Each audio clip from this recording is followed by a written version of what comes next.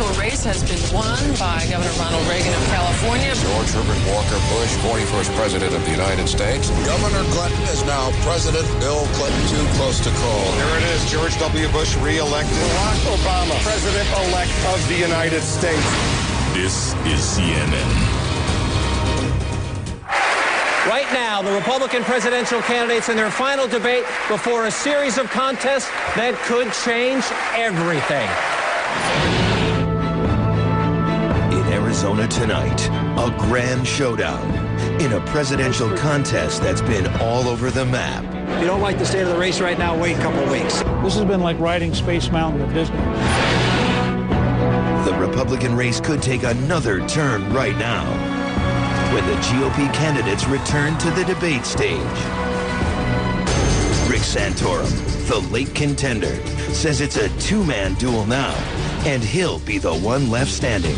I stand here to be the conservative alternative to Barack Obama. Mitt Romney, the long-distance runner, says every rival that's threatened him has made him stronger.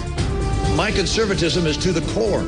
Newt Gingrich, the determined challenger, vowing to compete, win or lose, until the last votes are cast. We intend to change Washington, not accommodate it. Ron Paul, the delegate hunter, keeping his campaign going by picking and choosing his battles. We have the message that America needs at this particular time. The Final Four in Arizona, a state rich in presidential campaign history, a front line in the immigration wars, and the fight to bounce back from recession. We know how to help the American people create jobs. This has been tough for middle-income families in America. Here in the West, they know a thing or two about fights to the finish, and this debate could change the landscape once again.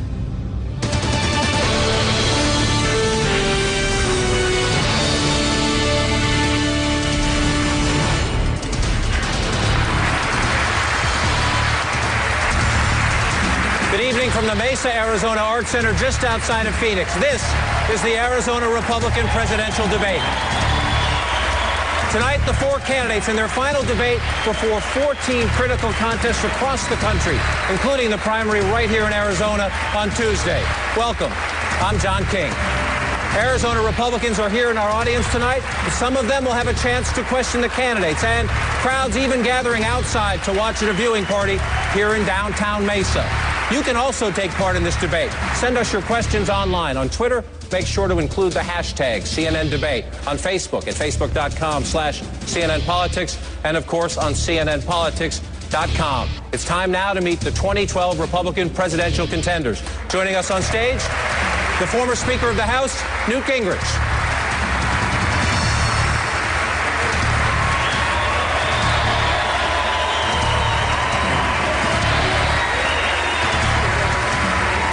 The former Massachusetts Governor, Mitt Romney.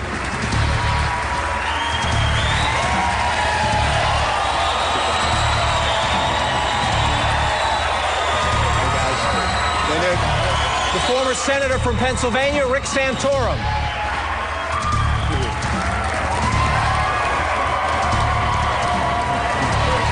And the Texas Congressman, Ron Paul.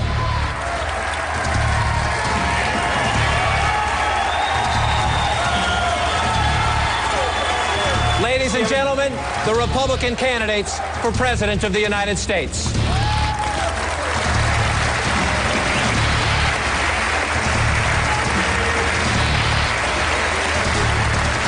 Just before we came on the air tonight, we recited the Pledge of Allegiance. We want to ask everyone now here in the hall to rise, and at home as well. As we have the national anthem performed, it is our honor tonight to welcome the Arizona State University Symphonic Chorale.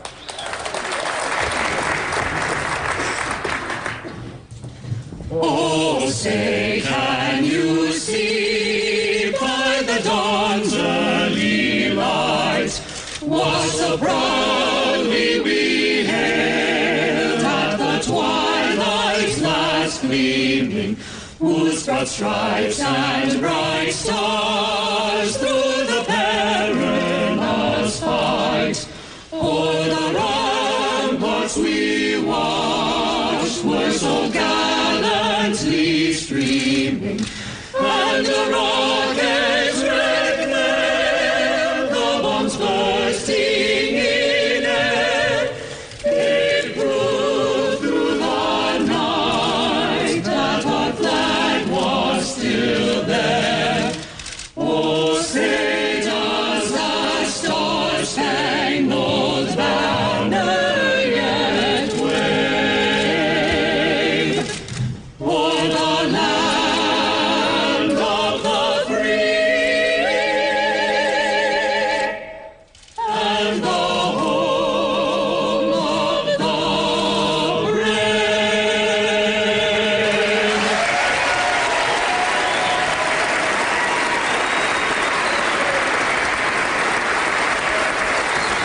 Thank you. Our thanks to the Arizona State University Symphonic Chorale. That was fabulous. Gentlemen, I want to ask you to take your seats. I'll take a moment now to explain to you how our debate will work tonight. I'll question the candidates as well as we'll also take some questions from members of our audience. I'll follow up and guide tonight's discussion. Candidates, we're going to try to make sure each of you get your fair amount of questions, and you'll have a minute to answer and in 30 seconds for rebuttal and follow-ups. And if you're singled out for a particular criticism, I'll make sure you get a chance to respond. Now we're going to have each of the candidates introduce themselves, and so we have more time to debate tonight. We're going to ask them to keep it short. Here's an example. I'm John King from CNN. I'm honored to be your moderator tonight, and I'm thrilled to be in a state that reminds us baseball season is just around the corner. Congressman Paul, we begin with you, sir. I'm Congressman Ron Paul, Congressman from Texas. I am the defender of the Constitution. I'm the champion of liberty. This shows the roadmap to peace and prosperity. I'm Rick Santorum,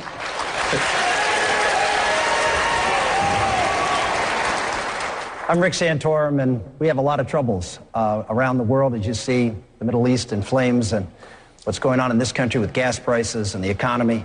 And I'm here to talk about a positive solution to the problems that confront this country that include everybody from the bottom up.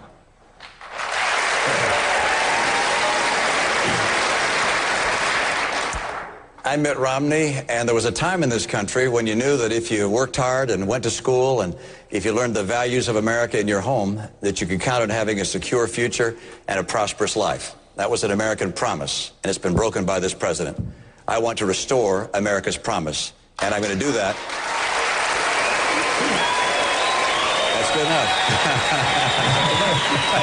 Stop when you're ahead. Yeah. As George Costanza would say, when they're applauding, stop, right? Yeah. I'm Newt Gingrich, and I've developed a program for American energy so no future president will ever bow to a Saudi king again, and so every American can look forward to $2.50 a gallon gasoline.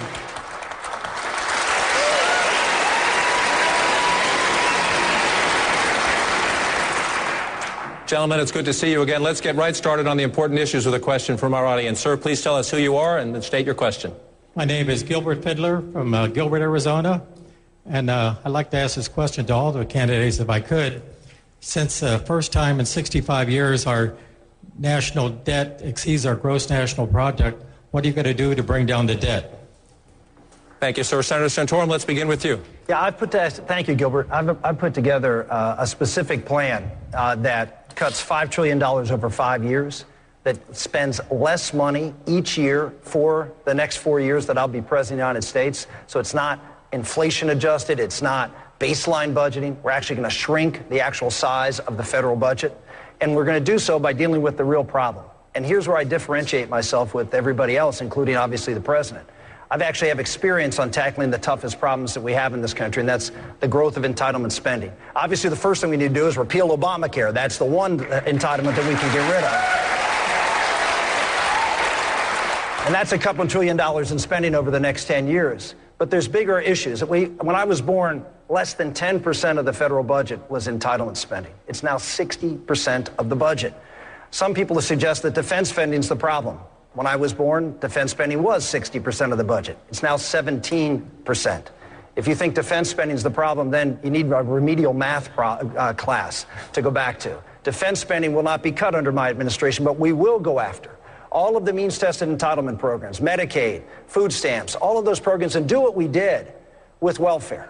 We cut the welfare, we cut spending on welfare, froze it, and then we block granted it to the states and gave them the flexibility to run that program the way they saw fit with two provisos. Number one, there would be a time limit on welfare and a work requirement.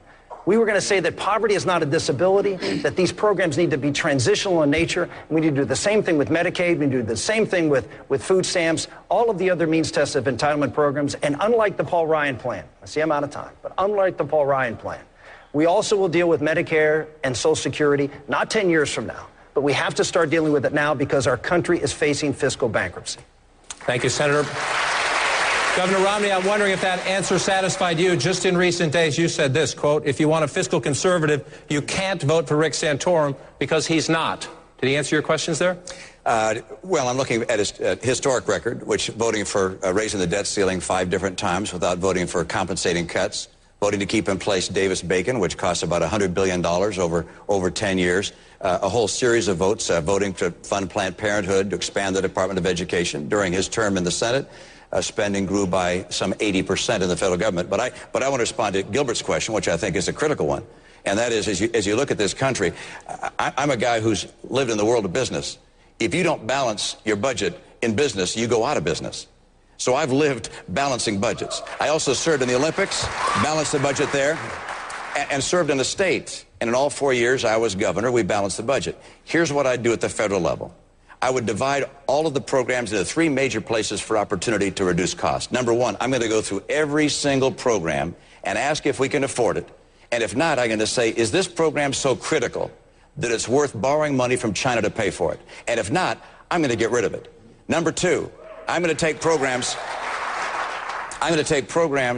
that are important, but that could be better run at the state level and send them back to the states as a block grant, and that includes Medicaid and housing vouchers and food stamps. These programs for the poor can be run more efficiently and can be run with less fraud and abuse at the state level. And then finally, number 3, with what's left of government, I'm going to cut the employment by 10%, and I'm going to link the pay of government workers with the pay in the private sector. Government servants shouldn't get paid more than the people who are paying taxes. Senator, the governor singled you out. Take a few seconds. Yeah. Well, the governor talks about raising the debt ceiling. There was a debt ceiling vote this summer, and the governor was asked the question whether he would have voted to raise the debt ceiling ultimately, and he said yes, because government has to pay their bills. We can't default ultimately. What happened the 12 years I was in the United States Senate, we went from the debt to GDP ratio, which is now over 100%. When I came to the Senate, it was 68% of GDP. When I left the Senate, it was 64% of GDP. So government as the size of the economy went down when I was in the United States Senate. Sure, I had some votes. Look, I think we all have had votes that I look back on. I wish I wouldn't have voted to No Child Left Behind. You're right, it led to education spending. That's why I've said that we need to cut and eliminate No Child Left Behind and education funding from the federal government, move it back to the local level where it belongs, where parents and local communities can deal with that. But if you look at my record on spending, on taking on entitlements, never having voted for an appropriation bill increase, you look at my record of never having raised taxes. Governor Romney raised $700 million in taxes and fees in Massachusetts. I never voted to raise taxes. Governor Romney even today suggested raising taxes on the top 1%, adopting the Occupy Wall Street rhetoric. I'm not going to adopt that rhetoric. I'm going to represent 100% of Americans. We're not raising taxes on anybody. All right, Governor, please, quickly, I want to bring the congressman and the speaker into the conversation, but respond. There were so many misrepresentations that it's going to take me a little while. Number 1, I said today that we're going to cut taxes on everyone across the country by 20%, including the top 1%. So that's number 1. Number 2, I said, yes, we should increase the debt ceiling in this last vote, but only if we have a cut, cap, and balance provision put in place. Only in that case, and therefore I did not agree with the deal that was done in Washington. That was the wrong way to go. And finally, Senator, during your term in Congress, the years you've been there, government has doubled in size. You voted to raise the debt ceiling 5 times without compensating cuts in spending. In my view, we should not raise the debt ceiling again until we get compensating cuts in spending. A cut, cap, and balance approach must be taken. Mr. Speaker, join the conversation, address Gilbert's question, and if you so choose, address some criticism you've received on this issue from this state's senior senator campaigning for Governor Romney. He questioned your credentials on fiscal conservatism. And he said, when you were the speaker, earmarking became an art. Well, when I was speaker, as I'm sure he remembers, we balanced the budget for 4 consecutive years for the only time in his lifetime. So I think that's a good place to start with Gilbert's question. We're meeting tonight on the 280th anniversary of George Washington's birth. You go back and look at the Founding Fathers, they'd have had very clear messages. Hamilton would have said, you have to have jobs and economic growth to get back to a balanced budget. You're never going to balance the budget on the back of a highly unemployed country. And so I would be committed, first of all, to a program of jobs and economic growth. Second, the energy issue is enormous. The leading developer of North Dakota Oil estimated recently that if we would open up federal land and open up offshore, you would have 16 to 18 trillion, not billion, trillion dollars in royalties to the federal government in the next generation. An enormous flow which would drive down prices to $2.50 a gallon, would help us balance the budget, and would create millions of jobs. Finally, I agree generally with the need to reform government. I think that if we were prepared to repeal the 130-year-old civil service laws, go to a modern management system, we could save a minimum of $500 billion a year with a better system. And if we then applied the 10th Amendment, as Governor Rick Perry has agreed to head up a project on, I think we can return to the states an enormous share of the power that's currently in Washington, D.C. Congressman Paul, you've questioned the fiscal conservative credentials of all these gentlemen, but particularly this week, Senator Santorum. You have a new television ad that labels him a fake. Why? Because he's a fake. Unreal, Ron. Unreal. Congratulations. Unreal. Thank you. No, I find it really fascinating that when people are running for office, they're really fiscally conservative. When they're in office, they do something different. And then when they explain themselves, they say, oh, I want to repeal that. So the senator voted for No Child Left Behind, but now he voted for it, but now he's running on the effort to get rid of it. So I think the record is so bad, you know, with the politicians. And, nobody accuses me of not having voted for too much. They're always accusing me for not voting for enough. And I've been running in office off and on for a good many years. And over all those years, I've never voted for a budget deficit. I never voted to increase the national debt. Matter of fact, there's only one appropriation bill that I voted for, and that was for veterans. I assumed from the 1970s on that we were embarking on a very dangerous path, and we're involved in that danger right now. So this idea of being fiscally conservative now that we're running for office and we're going to repeal something that we did before, I mean, it loses credibility is what our problem is. So,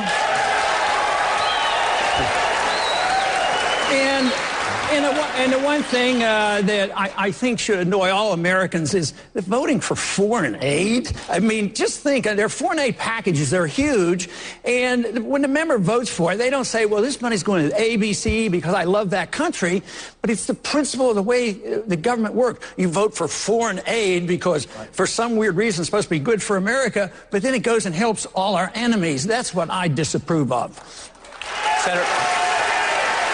Senator Santorum, respond quickly.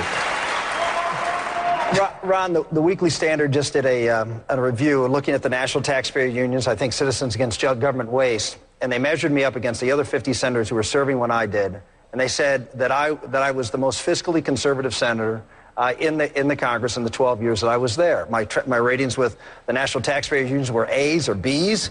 They were very high from the Citizens Against Government Waste. I got a Hero Award. I was a leader, as you know, on taking on tough issues, which is the entitlement programs, not just welfare reform, but I also worked on Medicare reform and Medicaid reform, and also was a leader on trying to deal with Social Security. And I did that not representing one of the most conservative districts in the state of Texas, but in the state of Pennsylvania, with the second largest per capita population of seniors in the country. And I can tell you, those seniors really cared about Social Security. Why? Because all my rich seniors moved to Florida and Arizona. And what's left in Pennsylvania is folks who relied on Social Security. And I was out there as a Republican senator, a conservative voting record, over a 90% conservative voting record from the American Conservative Union. By the way, Ron, you ranked 145th in the bottom half of Republicans this year in a conservative voting record from that same organization. We had a strong record in a tough state to be a conservative. If I can stand up in the state of Pennsylvania, which hasn't elected a Republican president since 1988, and have a strong principled voting record on issues that were tough in my state, senior issues. Imagine now, as President of the United States, with a Tea Party movement and a riled-up conservative base, what we can accomplish in Washington, D.C. Congressman quickly. You know, that's always a cop-out when you compare yourself to the other members of Congress. The American people are sick and tired of the members of Congress. They get about 9% rating. But this whole thing about comparison of conservative votes, I think you make a very important point. I don't rate one at the top. If it's spending or on taxes, I'm at the very top because I vote for the least amount of spending and the least amount of taxes, which means that some of the conservative ratings, you have to realize, sometimes conservatives want to spend money too. When it comes to overseas spending, you vote for the foreign aid. Conservatives are quite pleased with spending money overseas, but if you're a strict fiscal conservative and a constitutionalist, you don't vote for that kind of stuff, and so you can't just go by the ratings. As you can see, it's an important issue to the people in the audience. I think it's one of the reasons this race has been so volatile. Voters are looking and they're saying, which of these candidates can I trust? And each of you are trying to make your case to them. As you tried to do so, Governor Romney, you said recently that as governor, you are a severely conservative governor of Massachusetts. What did you mean by that? Well, severe, strict. I was, without question, a conservative governor in my state. We balanced the budget all 4 years I was in office. We cut taxes 19 times. I enabled our state police to enforce illegal immigration laws so that people could be taken out of our state that were here illegally. We drove our schools to have campaigned for and fought for English immersion in our schools and had that successfully implemented. My policies in Massachusetts were conservative, and in a state, as Rick indicated, a state that was a relatively liberal state. I stood up and said I would stand on the side of life when the legislature passed a bill saying that life would now be defined not at conception, but later. I said no. When there was an effort to put in place embryo farming and cloning, I vetoed that. When the Catholic Church was attacked saying, look, we're not going to allow you to continue to place children in homes where there's a preference for a man and a woman being the mom and dad. I worked with the Catholic Church to put legislation in place to protect their right to exercise their religious conscience. I have, through my record as a governor, demonstrated that kind of conservative belief. But also, look a step back and look at my record running the Olympics. Balanced the budget there, made it successful with the help of a terrific team. Then look back into business. You can't be, I don't believe, anything but a fiscal conservative and run a business. Because you don't balance your budget, you go out of business. Mr. Speaker, as you know, often when deficit reduction and economic growth are priorities at the same time, some people see a collision, some people see a conflict. You've outlined your views on taxes. Governor Romney today outlined a tax plan that would put the top rate at 28%, eliminate capital gain taxes for incomes below $200,000, cut the corporate tax rate to 25%. Is that the right approach? And is it consistent, and it's a tough one sometimes, with spurring economic growth at a time this state and other states are looking for jobs, but as you have Gilbert's question, also looking to make sure the next president works on the deficit? Well, look, first of all, I think that Governor Romney today moved in the right direction. And I think that that's a serious step towards trying to find a closer to supply side. I wouldn't agree with him on capping capital gains cuts at $200,000 because I think that's, frankly, economically destructive. And I don't believe in class warfare. And that's a number below Obama's class warfare number. So we can argue later about capital gains cuts. But I think there's a different question. Everybody talks about managing the current government. The current government is a disaster. I mean, we don't, this is, it is, the reason I started with the idea that came out of Strong America Now, to repeal the 130-year-old civil service laws and go to a modern management system, is you change everything. And the fact is, if we're serious, and in a funny kind of way, Ron and I are closer on the scale of change, we'd approach it slightly different, but I think you've got to start and say, what would a modern system be like?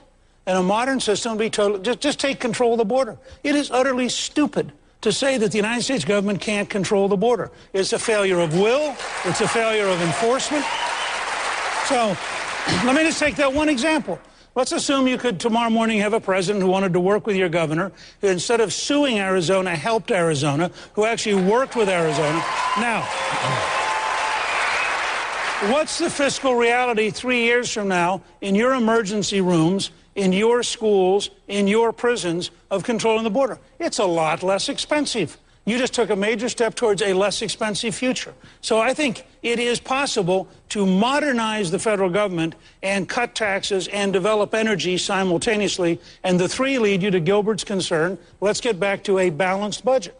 The Speaker raises an important point about looking forward, and I hope we spend most of the night doing that. But as you know, there's a lot of anger in the base of the party about some of the things that have happened in the past. And the Tea Party especially. Now, earmarks, the pork barrel spending, it's a tiny slice of the budget. I think we all know that. But if you talk to a Tea Party activist, they think it's an example and a gateway to corruption. Senator, you have said there are good earmarks and bad earmarks, and you have talked about your earmarks in the past. Any that you specifically regret? And why have you criticized, why do you think the money that went to Governor Romney for security at the Olympics, why was that a bad earmark?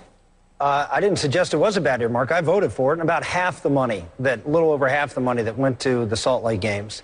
But Governor Romney asked for that earmark. That's really the point here.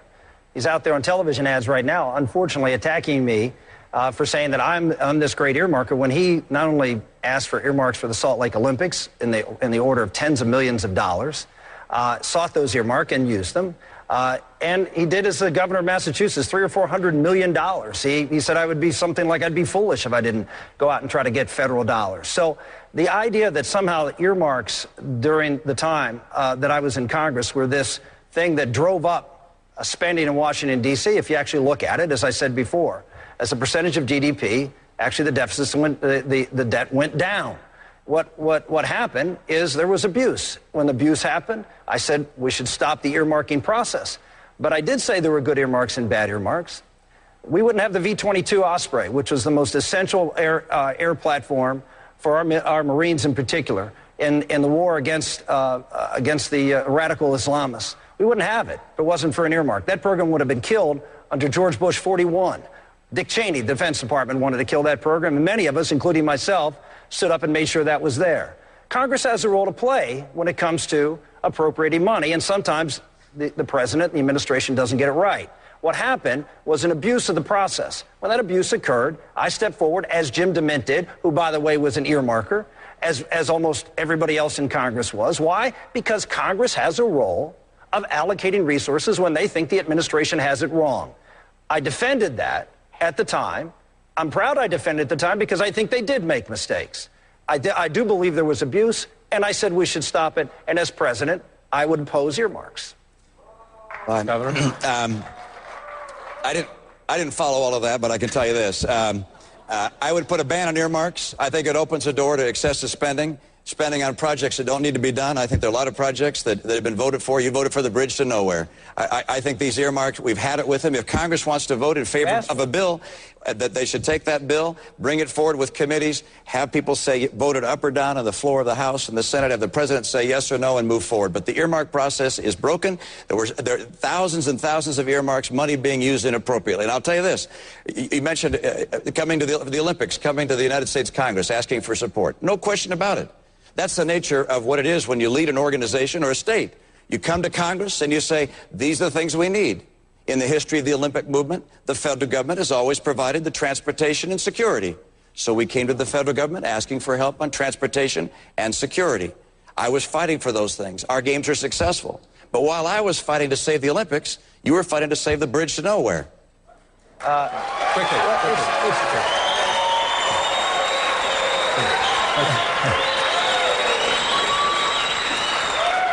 It's really interesting, Governor, because the process you just described of an open process where members of Congress put forth their suggestions on how to spend money, have them voted on individually, is exactly how the process worked.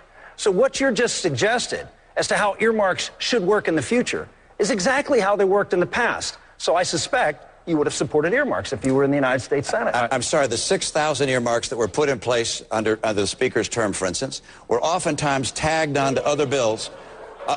I'm sorry, I don't mean to be critical. That was the process. There were thousands. I mean, we've had thousands and thousands of earmarks. They are typically tagged onto, bundled onto other bills. Okay, go ahead, Mr. Speaker. Go ahead. Wait a second. You're entitled to your opinions, Mitch. You're not entitled to the. I've heard that line before. Misrepresent the facts, and you're misrepresenting the facts. You don't know what you're talking about. What happened in the earmark process? What happens in the earmark process? It was that members of Congress would ask, formally, publicly request these things, put them on paper, and have them allocated, and have them voted on in committee, have them voted on the floor of the Senate. Congressman Paul, attached to a bill, as part of the bill, and the president can't veto it. He can veto the bills. The whole bill, but he can't veto the earmark. Well, we tried to do that, by the way. I supported the line item veto. That's what I support. Hold on. Nick, I agree with you. I support the line item veto. I voted for a line item veto so we could do just that. Unfortunately, the Supreme Court struck it down. I would like to go back as president again and give the president the authority to line item veto. But that's not the issue. The issue is, were they transparent? And the bottom line was, when I was in the United States Senate, there was transparency, and Congressman Paul, who is one of the most prolific earmarkers in the Congress today, would tell you, and I'm not criticizing, I'm just saying that that's a fact, right. that he. I think you got to let him a chance to say a word.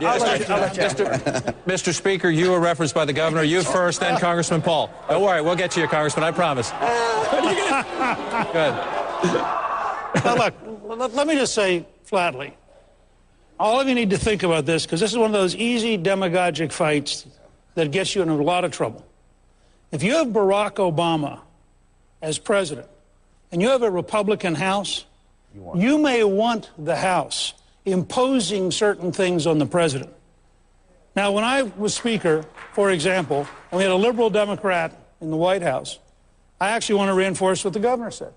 I helped the Atlanta Olympics get the support they needed from the U.S. government to be successful. I thought it was totally appropriate to help the Atlanta Olympics, and I actually went to your former governor and sat down with the people originally planning the Winter Olympics and said, look, this is what we did. This is what you need to do. I think it was totally appropriate for you to ask for what you got. I just think it's kind of silly for you to then turn around and run an ad attacking somebody else for getting what you got and then claiming what you got wasn't what they got because what you got was right and what they got was wrong.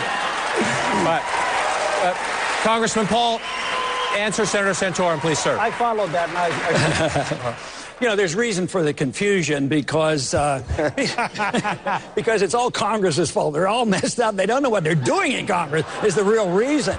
But this whole idea of earmarking is designating how the money is spent. What a lot of people don't understand is if the Congress doesn't say the way the money should be spent, it goes to the executive branch. And that's the bad part. If you were actually cutting, it would make a difference. But you don't want to give more power to the executive branch. Even if I'm president, I don't want more power over that funding. That should be with the people and with the Congress. But earmarking, the reason we get into trouble is the irresponsibility of Congress. Take your highway funds. We're supposed to pay a user fee. We pay our gasoline tax. We should get our fair share back. But what do? They take the highway funds and other these trust funds, and they spend this money overseas in these wars that we shouldn't be fighting. And then when the highways need building, then you have to go and fight the political system and know who to deal with and maneuver and try to get some of your money back. But if you say you're against the earmarking and fuss and fume over, the answer is vote against the bill. That is what I do. I argue for the case of the responsibility being on the Congress, but it's the responsibility of us who believe in fiscal conservatism to vote against the bill. We need to vote against the spending is what we need to do. All right. Let's take another important economic question. This one comes to us from CNNPolitics.com, and you can see it in the audience up on the board here. Why was George W. Bush wrong in his efforts to save the auto industry, and why was Barack Obama wrong to continue the effort? Senator Santorum, I want to go to you first with this question. You, like your friends on the stage tonight, opposed the auto bailout. Michigan votes on Tuesday along with Arizona. We assume folks are watching there tonight. Address your answer to an auto worker who may believe strongly that he or she has that job tonight because of the bailout. I would just say to them that I, in principle, opposed government coming in and bailing out a sector of the economy or an industry with government dollars and with government manipulation of that market, which is exactly what happened twice in 2008 and 2009. The first time it happened was the Wall Street bailout. On principle, I opposed the Wall Street bailout. Even though I understand reasonable people could disagree, I felt that having the government come in such a major way and have a huge influence over the direction of that industry, that would be damaging to what I believe is the best way to resolve these types of problems, which lets the market work. Constructive capitalism, as Governor Romney was talking about in his days of Bain Capital, and destructive capitalism. And that means pain. I understand that. But it also means limited government, allowing markets to work because we believe they're more efficient over time. I held the same consistent position when it came to the auto bailouts. I can say that with respect to Governor Romney, that was not the case. He supported the folks on Wall Street and bailed out Wall Street, was all for it. And then when it came to the auto workers and the folks in Detroit, he said no. That to me is not a consistent principled position. I had one. I believe in markets, not just when they're convenient for me. Governor?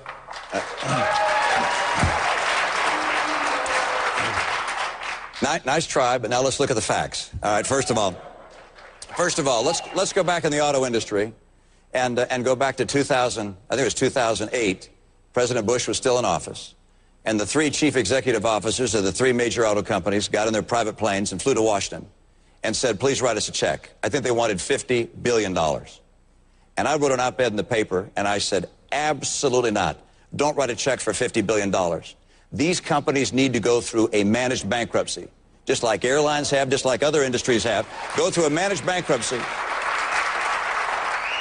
And if they go through that managed bankruptcy and shed the excess of cost that's been put on them by the UAW and by their own mismanagement, then if they need help coming out of bankruptcy, the government can provide guarantees and get them back on their feet. No way would we allow the auto industry in America to totally implode and disappear. That was my view. Go through bankruptcy. When that happens, then the market can help lift them out. With regards to TARP, it's very simple, or the Wall Street. Look, I don't want to save any Wall Street bank. I just don't want to make sure we lose all of our banks. And like President Bush at the time, I was concerned that if we didn't do something, there was a pretty high risk that not just Wall Street banks, but all banks would collapse. And like many other people, many other economists, they were concerned that our entire currency system would go down. My view is this. We have to have industries that get in trouble go through bankruptcy. Now, Senator, you voted in favor of the bailout of the airline industry after 9/11. I think that was the right thing to do. It was an emergency. You also voted for the bailout of the steel industry. I don't think I agree with that one. But I do believe that the right course for the auto industry was to go through a managed bankruptcy process and then to get help getting out. Governor, let me ask you, you mentioned President Bush's position on the Wall Street bailout. If you talk to people in the Bush administration at the time, they say they would have preferred the structured bankruptcy route that you talked about, but that there was no private capital available, that nobody would give the auto companies money, and that their choice, they say at the time, was to either give the government money or have them liquidate. Yeah, it was really interesting because I wrote my piece and I said, look, these companies need to go through managed bankruptcy. And the head of the UAW said, we can't go through managed bankruptcy. The industry will disappear if that happens. And the politicians, Barack Obama's people, oh, no, we can't go through managed bankruptcy. 6 months, they wrote, I think it was $17 billion in checks to the auto companies. Then they finally realized I was right. They finally put in through managed bankruptcy. That was the time they needed help to get out of managed bankruptcy. Those monies they put in beforehand that was wasted money. And number two, because they put that money in, the president gave the companies to the UAW. They were part of the reason the companies were in trouble. Giving these companies to the UAW was wrong. Mr. Speaker, one second.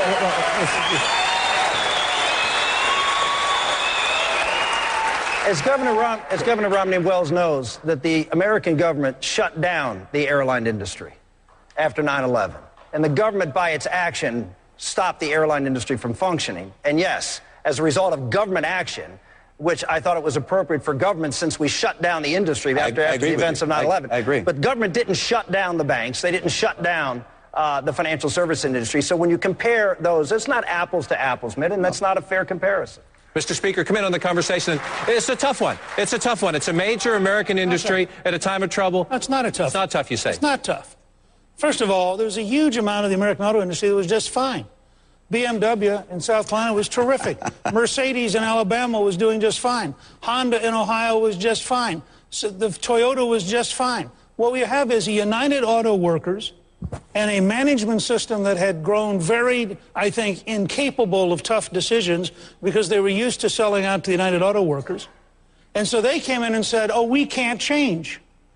And this president, on behalf of the United Auto Workers, said, you're exactly right. Now, the fact is Chrysler is now Fiat. So when we talk about saving the American auto industry, let's be clear what they were doing. I think that they would have been much better off to have gone through a managed bankruptcy. I agree with Governor Romney. I think it would have happened. But what would have happened is the UAW would have lost all of their advantages. And the result was what you had, I thought, was an unprecedented violation of 200 years of bankruptcy law by Barack Obama to pay off the UAW at the expense of every bondholder. So, Congressman Paul, as you join the conversation, there's criticism of President Obama here, but I also want you to address the state's current Republican governor, Rick Snyder, who supports Governor Romney, but that's irrelevant to this point. He says, quote, the bailout actually was something that really worked. Is that Republican governor wrong? Well, you know that's interesting that when they argue that case. First, I don't like the idea that you have good bailouts and bad bailouts. If bailouts are bad, they're bad, and we shouldn't be doing it.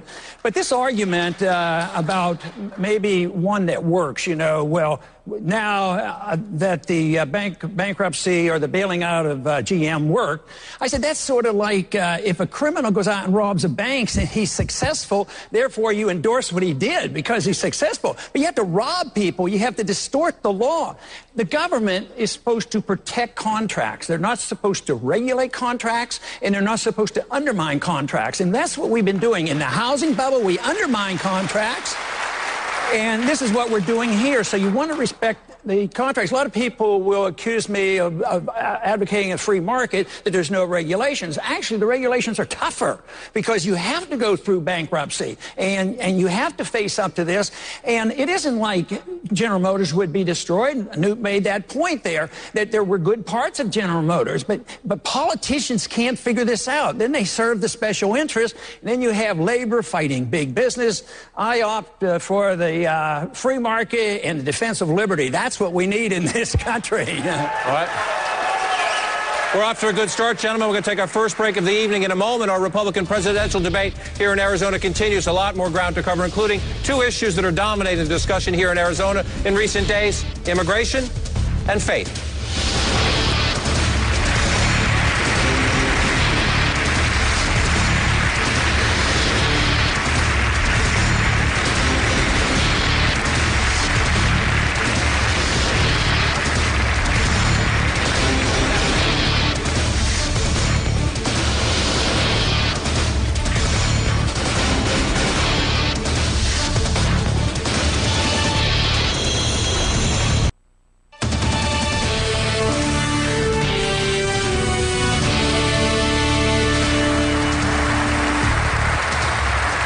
Welcome back to the Mesa Art Center in the Arizona Republican presidential debate. Let's get right back to questioning the four contenders for the Republican nomination. We take a question now from CNNPolitics.com. You can see it up on the screen here. Since birth control is the latest hot topic, which candidate believes in birth control, and if not, why?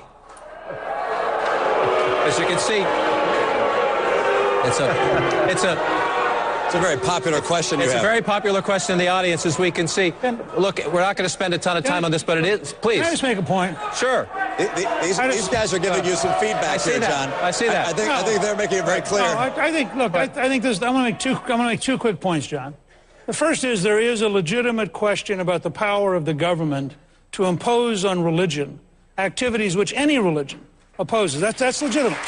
There is. But I just want to point out, you did not once in the 2008 campaign, not once did anybody in the elite media ask why Barack Obama voted. Okay? So let's be clear here. If we're going to have a debate about who the extremist is on these issues, it is President Obama, who as a state senator voted to protect doctors who killed babies who survived the abortion. It is not the Republicans. What's happened? John, what's happened, and you recall back in the debate that we had George Stephanopoulos talking all about birth control. We wondered why in the world and contraception, and it's like, why is he going there? Well, we found out when Barack Obama continued his attack on religious conscience. I don't think we've seen in the history of this country the kind of attack on religious conscience, religious freedom, religious tolerance that we've seen under Barack Obama. Most recently, of course,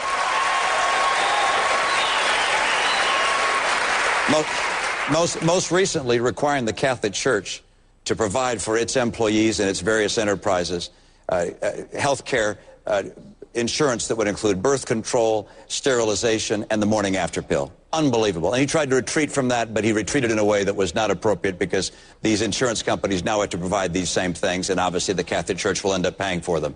But don't forget the decision just before this, where he said the government, not a church, but the government should have the right to determine who a church's ministers are for the purposes of determining whether they're exempt from EEOC or from workforce laws or labor laws.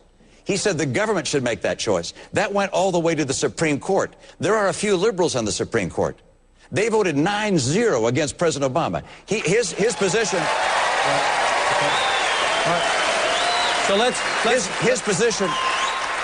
his position on religious tolerance, on religious conscience, is clear, and it's one of the reasons the people in this country are saying we want to have a president who will stand up and fight for the rights under our Constitution, our first right, which is for freedom of religion. So let's focus the time we spend on this, on the role of a president and your personal views and question the role of government. And Senator Santorum, this has come up, yes, it has come up because of the president's decision in the campaign. It's also come up because of some of the things you have said on the campaign trail. When you were campaigning in Iowa, you told an evangelical blog, if elected, you will talk about what, quote, no president has talked about before, the dangers of contraception. Why? What I was talking about is we have a society. Charles Murray just wrote a book about this, and it's on the front page of the New York Times 2 days ago, which is the increasing number of children being born out of wedlock in America, teens who are sexually active. What we're seeing is a problem in our culture with respect to children being raised by children, children being raised out of wedlock, and the impact on society economically, the impact on society with respect to drug use and all a host of other things when children have children. And so, yes, I was talking about these very serious issues. And in fact, as I mentioned before, 2 days ago on the front page of the New York Times, they're talking about the same thing. The bottom line is that we have a problem in this country, and the family is fracturing. Over 40% of children born in America are born out of wedlock. How can a country survive if children are being raised in homes where it's so much harder to succeed economically? It's 5 times the rate of poverty in single-parent households than it is in 2-parent homes. We can't have limited government, lower tax. We hear this all the time. So you cut spending, limit the government, everything will be fine. No, everything's not going to be fine. There are bigger problems at stake in America. And someone is going to go out there, I will, and talk about the things. And you know what? Here's the difference. The left gets all upset. Oh, look at him talking about these things. You know, here's the difference between me and the left, and they don't get this. Just because I'm talking about it doesn't mean I want a government program to fix it. That's what they do. That's not what we do. Congressman Paul. As an OB doctor, I've dealt with birth control pills and contraception for a long time. This is a consequence of the fact the government has control of medical care and medical insurance, and then we fight over how we dictate how this should be distributed. It's sort of like in schools. Once the government takes over the schools, especially at the federal level, then there's no right position. Then you have to argue which prayer are you allowed to pray, and you get into all the details. The problem is the government is getting involved in things they shouldn't be involved, especially at the federal level. But sort of along the line of the pills creating the immorality, I don't see it that way. I think the immorality creates the problem of wanting to use the pills, so you don't blame the pills. I think it's sort of like the argument, conservatives use the argument all the time about guns. Guns don't kill, criminals kill. So in a way, it's the morality of society that we have to deal with. The pill is there and, you know, it contributes maybe, but the pills can't be blamed for the immorality of our society. Yeah. John, Governor, please. Yeah. John, you know, I think as Rick has just said, this isn't an argument about contraceptives. This is a discussion about, are we going to have a nation which preserves the foundation of the nation, which is the family, or are we not? And Rick is absolutely right. When you have 40% of kids being born out of wedlock, and among certain ethnic groups, the vast majority being born out of wedlock, you ask yourself, how are we going to have a society in the future?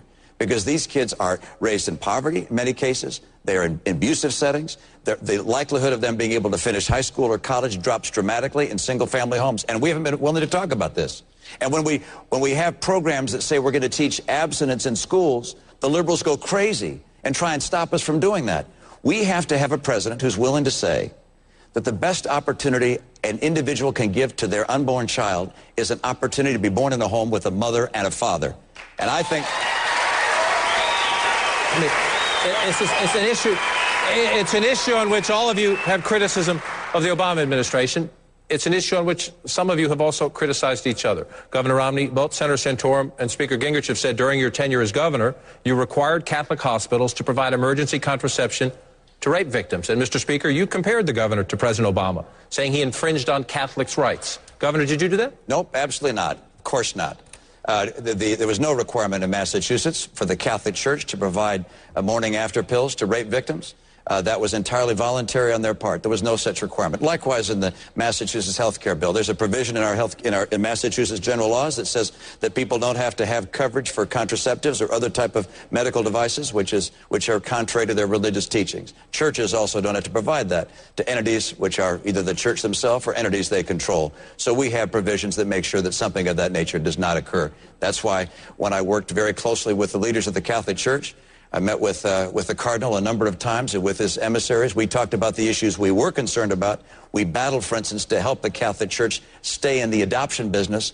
The amazing thing was that while the Catholic Church was responsible for half the adoptions in my state, half the adoptions, they had to get out of that business because the legislature wouldn't support me and give them an exemption from having to place children in homes where there was a mom and a dad on a preferential basis. Absolutely extraordinary. We have to have individuals that'll stand up for religious conscience, and I did, and I will again as president.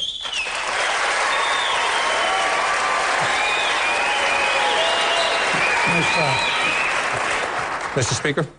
Well, the reports we got were quite clear that the Public Health Department was prepared to give a waiver to Catholic hospitals about a morning after abortion pill, and that the governor's office issued explicit instructions saying that they believed it wasn't possible under Massachusetts law to give them that waiver. Now, that's something that both Senator Santorum and I have raised before.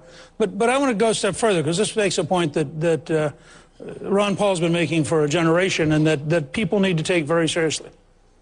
When you have government as the central provider of services, you inevitably move towards tyranny, because the government has the power of force.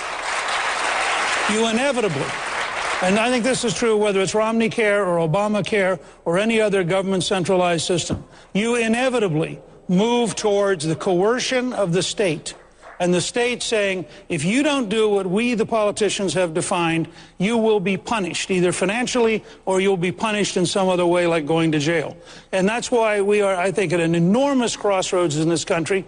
And I think the fact is, for almost all of us who've been at this for any length of time, we're now looking at an abyss that forces you to change what you may once have thought. And I suspect all four of us are much more worried today about the power of the state than we would have been, with the possible exception of Congressman Paul, than we would have been at any point in the last 25 years. John, Congressman, please. Follow-up. You know, we talk about the morning after pill. Actually, the morning after pill is nothing more than a birth control pill. So if birth control pills on the market, the morning after pill. So if you're going to legalize birth control pills, you can't separate the two. They're all basically the same hormonally. But once again, the question is, if you voted for Planned Parenthood, like the senator has, you voted for birth control pills. And you literally, because funds are fungible, you literally vote for abortion because Planned Parenthood gets the money.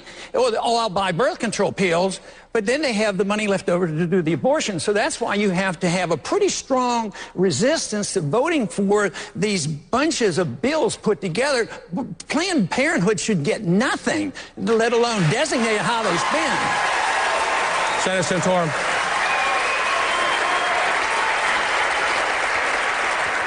As Congressman Paul knows, I oppose Title X funding. I've always opposed Title X funding, but it's included in a large appropriation bill that includes a whole host of other things, including the funding for the National Institutes of Health, the funding for Health and Human Services, and a whole bunch of other departments. It's a multi-billion-dollar bill. What I did, because Title X was always pushed through, I did something that no one else did. Congressman Paul did. I said, well, if you're going to have Title X funding, then we're going to create something called Title 20. Which is going to provide funding for abstinence-based programs. So at least we'll have an opportunity to provide programs that actually work in keeping children from being sexually active instead of facilitating children from being sexually active. And I pushed Title 20 to accomplish that goal. So while, yes, I admit, I voted for large appropriation bills, and there were things in there I didn't like, things in there I did, but when it came to this issue, I proactively stepped forward and said that we need to do something at least to counterbalance it, A. B, I would say that I've always been very public, that as President of the United States, I will defund Planned Parenthood. I will not sign any appropriation bill that funds Planned Parenthood. Senator, go ahead. John, this demonstrates the problem that I'm talking about. There's always an excuse to do this. Now, Title 20, I don't know whether you inferred that I would support Title 20 for abstinence. No, it would cost money as a program. It's not a program of the federal government to get involved in our lives this way. If you want laws like that, maybe to say, but the federal government shouldn't even be spending money on abstinence. That's way too much more. I don't see that in the Constitution anyplace. Just a brief comment. Senator, I just saw a YouTube clip of you being interviewed where you said that you personally opposed contraceptives, but that you said that you voted for Title 10. But you used that as an argument saying this is something I did proactively. You didn't say this is something I was opposed to. It was something I would have done. You said this in a positive light. I voted for Title 10. I think I was making it clear that while I have a personal more objection to it, even though I don't support it, that I voted for bills that included it. And I made it very clear in subsequent interviews that I don't support that.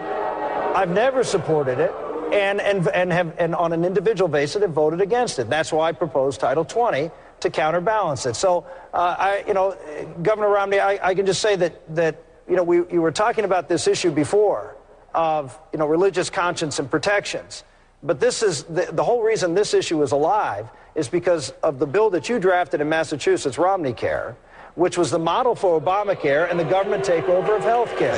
Wait a second. And there was a study that just came out. There was a study just came out about 10 days ago, 2 weeks ago, that listed 15 ways in which Romneycare was the model for Obamacare. Everything from individual mandates, everything from fines. Yours is different. You required businesses over 10 employees. President Obama's is over 50 employees. But there is and even the drafter of your bill, when they were working on Obama's bill, said in fact it was the model. So here we have, as Newt said, the real fundamental issue here is government coercion. And government coercion, when you give governments a right to be able to take your responsibility to provide for your own health and care and give it to the government. That's what Governor Romney did in Massachusetts. He would be a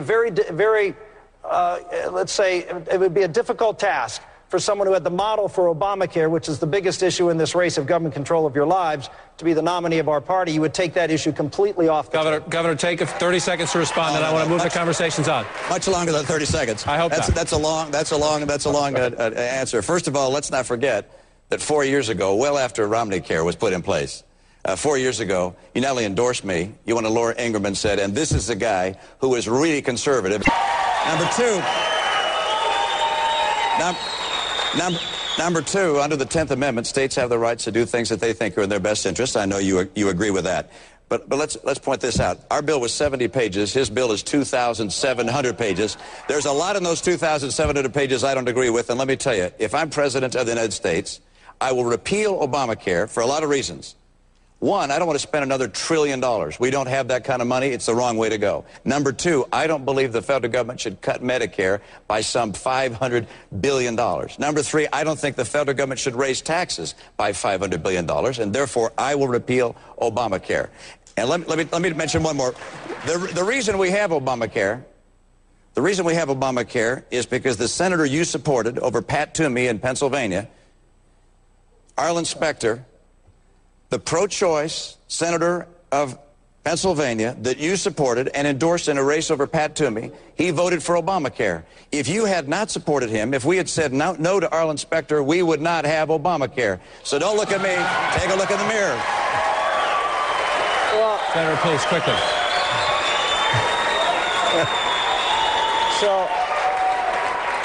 Okay, Governor, let's get this straight. First off, number one, you funded Romneycare through federal tax dollars through Medicaid.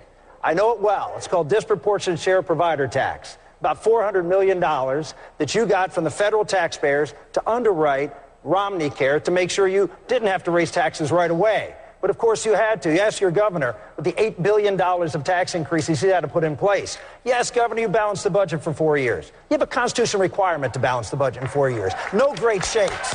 I'm all for it. I'd like to see it federally, but don't go around bragging about something you have to do. Michael Dukakis balanced the budget for 10 years. Does that make him qualified to be president of the United States? I don't think so. The bottom line is, what you did was you used federal dollars to fund the government takeover of health care in Massachusetts. Used it as, and Barack Obama... Arlen Specter. Well, I'll get to that in a minute. And then Barack Obama used it as a model for taking over this health care system in America. why I supported Arlen Specter. Number one, because Arlen Specter was a senator who was going to be the chairman of the Judiciary Committee at a time when the most important issue that was coming up in the next session of Congress was 2 to 3 Supreme Court nominees that were going to be available. And one, and maybe 2 of them, or maybe even all 3, were going to be out of the conservative bloc. And Arlen Specter, as chairman of the Judiciary Committee, we had a conversation. As he asked me to support him, I said, will you support the president's nominees? We had a 51-49 majority in the Senate. He said, I'll support the president's nominees as chairman. Every nominee Arlen Specter supported from the time he took on Judge Bork and saved Justice Thomas, every nominee that he supported passed. Why? Because it gave Democrats cover to vote for it, and it gave Republican moderates cover to vote for it. Think Pat Toomey would do that? No, because he wouldn't have been able to give the moderate Republicans and the conservative Democrats the leeway to then support that nominee, which is exactly what Arlen Specter did. He defended Roberts, defended Alito. We have a 5-4 majority on the court that struck down that case that you just talked about and is there as a guardian of liberty. And I did the right thing for our country. Well, I got to tell you, Arlen Specter, gentlemen, supporting Arlen Specter over Pat Toomey. That was a very torturous route to support a guy who's a pro-choice. Just about as torturous as 6 years later, in 1996. Let's move the conversation along. Let's move the conversation along and take a question from a voter down here in our audience tonight. Sir, identify yourself and ask your question, please. Gentlemen, my name is Gary Lott, and I'm from Kingman, Arizona. It seems that Arizona has come under federal attacks just for wanting to secure its southern border. What will you and your administrations do to fix the situation, to secure our border, and to protect the American people? Congressman Paul, I want to go to you first on this one. You're from a border state. And as you answer Gary's question, a recent federal analysis says the cost of secure fencing, which they have in a good deal of the border along this state, would cost about $3 million per mile. Is that a good investment, money well spent? Probably not, but we can do a better job. And the best way to do it is forget about the border between Pakistan and Afghanistan and deal with our border and put the resources on this border. This is what we need. But we need to change the rules. We reward illegal immigration. They get benefits. Texas hospitals and, schools are going bankrupt. The restraints on the states and Obama's restraints on the states to do with it. Why isn't, if an illegal comes across the border and they go on private property, why isn't that trespassing? And why don't you have the right to stop it? So, but there should be no mandates from the federal government about what you must do. Under the 9th and 10th, there would be essentially none. But the federal government does have responsibility for these borders, and I just hate to see all these resources. I think that we should have much more of immigration service on the border to make it easier. It's hard to even get to visit this country. We're losing a lot of visitors and workers that could come to this country because we have an inefficient immigration service. And then that invites the illegal. We have to deal, we can't endorse the illegal, but the program today endorses the illegal problems. And a weak economy is always detrimental too because of the welfare state. We have welfare at home and some jobs go begging. We have jobs going begging in this country in the midst of the recession. Has to do with the economy. You can't ignore the economy, but also the welfare state, allowing immigrants to come over and then get the benefits. If you subsidize something, you get more of. So there's a lot we could do and we should do, and certainly this president is not doing a very good job. Mr. Speaker, the fence has been a point of contention in the race, and one of your high-profile supporters, a gentleman who's been up here during this campaign, Governor Rick Perry of Texas, is here tonight. And he said this: if you build a 30-foot wall from El Paso to Brownsville, the 35-foot ladder business gets really good. You signed a pledge to construct a double fence. Why is Governor Perry wrong? He's not wrong. They'd have to have 2 35-foot ladders because it's a double fence. Look, the fact is I helped Duncan Hunter pass the first fence in San Diego when I was Speaker of the House. San Diego and Tijuana are the most densely populated border. It turned out it worked. It worked dramatically. Duncan Hunter will be glad to testify, as former chairman of the Defense Committee, how much it worked. However, it stopped. It stopped in part because there was a wetlands. It turned out none of the illegal immigrants cared about wetlands policy. Then you had to go and build around the wetlands, which we did. The further we have gone with the fence, the fewer the people have broken into California. Now, the thing I was fascinated, though, John, is you quoted a government study of how much it would cost. That's my earlier point. If you modernize the federal government so it's competent, you could probably do it for 10% of the cost of that study. The fact is, what I would do, I have a commitment at nude.org to finish the job by January 1, 2014.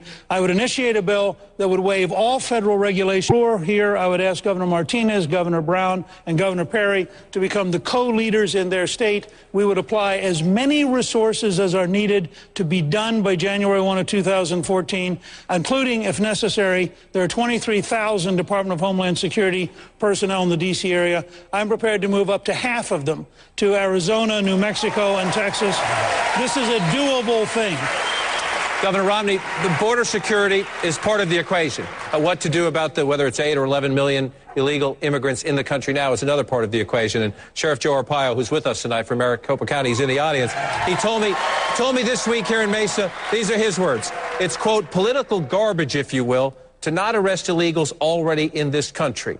You've talked, Governor, about self-deportation. If businesses do their job asking for the right documents, the people will leave. But what about arresting? Should there be aggressive, seek them out, find them, and arrest them, as Sheriff Arpaio advocates? You know, I think you see a model here in Arizona. They passed a law here that says that people who come here and try and find work, that the employer is required to look them up on E-Verify. This E-Verify system allows employers in Arizona to know who's here legally and who's not here legally. And as a result of E-Verify being put in place, the number of people in Arizona that are here illegally has dropped by some 14%, where the national average has only gone down 7%. So going back to the question that was asked, the right course for America is to drop these lawsuits against Arizona and other states that are trying to do the job Barack Obama isn't doing,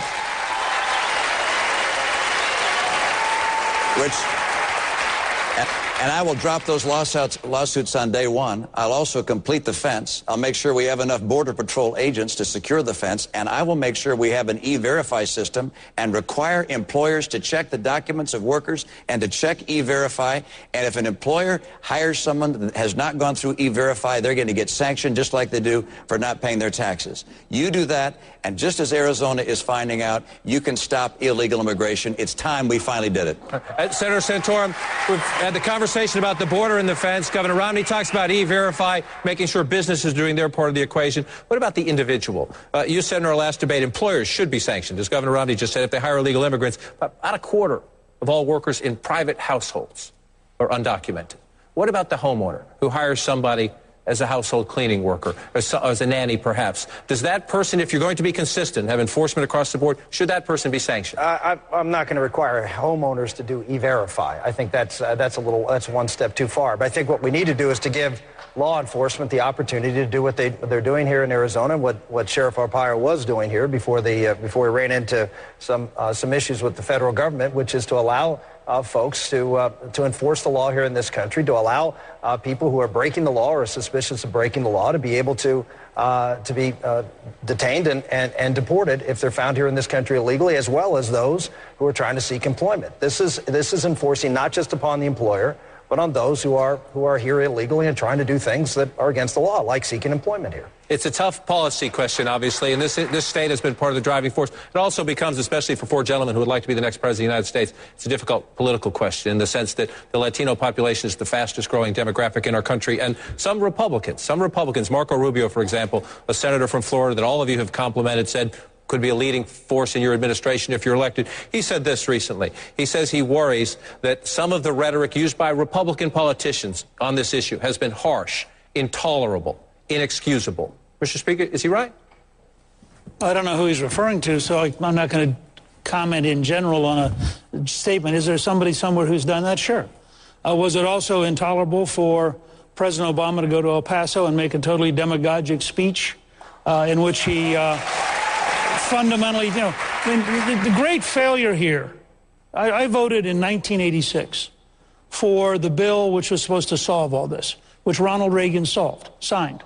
And in Reagan's diary, he says, I signed this bill because we have to get control of the border and we have to have an employer sanction program with a guest worker program.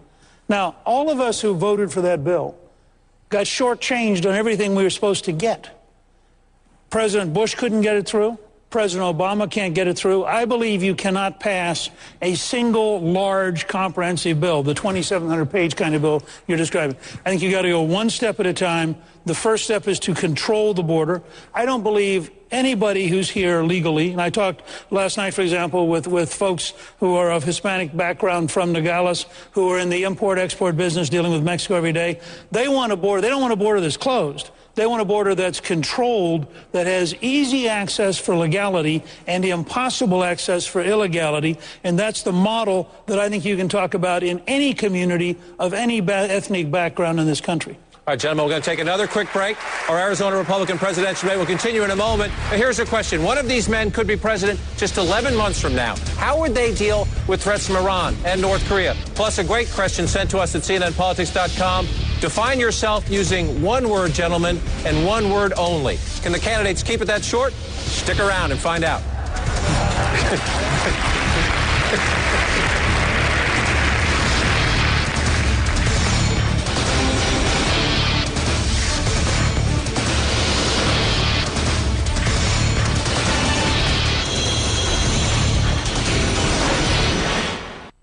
America's Choice 2012 is sponsored by America's Natural Gas Alliance, Smarter Power, today, and by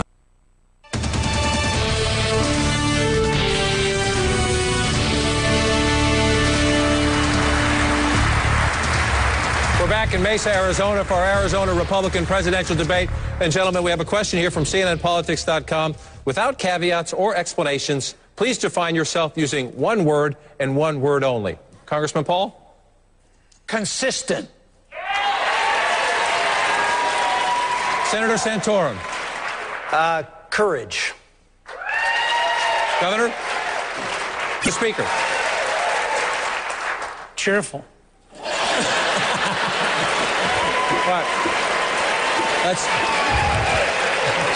That was a good exercise. Let's move our conversation now. Let's move our conversation now to the important responsibilities one of you gentlemen could have in just 11 months as the Commander-in-Chief of the United States. And Governor Romney, I want to ask you first. 11 months from now, if you're successful, you would be our Commander-in-Chief. The Pentagon recently announced plans to open up 14,000 new jobs to women, putting them closer and closer to the front lines of combat. Senator Santorum says he has a lot of things. He sees a lot of things wrong with this. What do you think? I would look to the people who are serving in the military to give the best assessment of where women can serve. We've had over 100 women lose their lives in the conflicts in Iraq and Afghanistan. I was with Governor Bob McDonnell. His daughter has served as a platoon leader in Afghanistan. He said that she doesn't get emotional when she faces a risk. He's the one that gets emotional as she faces that kind of risk. And I believe women have the capacity to serve in our military in positions of significance and responsibility, as we do throughout our society. I do think that the key decisions that are being made by this administration, by President Obama, however, related to our military, are seriously awry. This is a president who is shrinking our Navy, shrinking our Air Force, wants to shrink our active duty personnel by 50 to 100,000, is cutting our military budget by roughly $1 trillion. The world is more dangerous. It is not safer. North Korea is going through transition. The Arab Spring has become the Arab winter. Syria is in flux. And of course, Pakistan with 100 nuclear weapons or more represents a potential threat. Northern Mexico is a real danger area. I mean, looking around the world, you have Hezbollah in Latin America and Mexico. I mean, we face a very dangerous world. The right course is to add ships to our Navy, to modernize and add aircraft to our Air Force, to add 100,000 troops to our active duty personnel, and to strengthen America's military. I want to get to some of the hot spots Governor Romney just mentioned, but Speaker Gingrich, on the question of a more prominent combat role for women. Good idea or bad idea? Well, I think it's a misleading question in the modern era. You live in a world of total warfare. If you are anybody serving our country in uniform virtually anywhere in the world could be in danger at virtually any minute. The truck driver can get blown up by a bomb as readily as the infantryman. So I would say that you ought to ask the combat leaders what they think is an appropriate step, as opposed to the social engineers of the Obama administration. But Everybody needs to understand, and by the way, we live in an age when we have to genuinely worry about nuclear weapons going off in our own cities. So everybody who serves in the fire department, in the police department, not just the first responders, but our National Guard, whoever's going to respond, all of us are more at risk today, men and women, boys and girls, than at any time in the history of this country.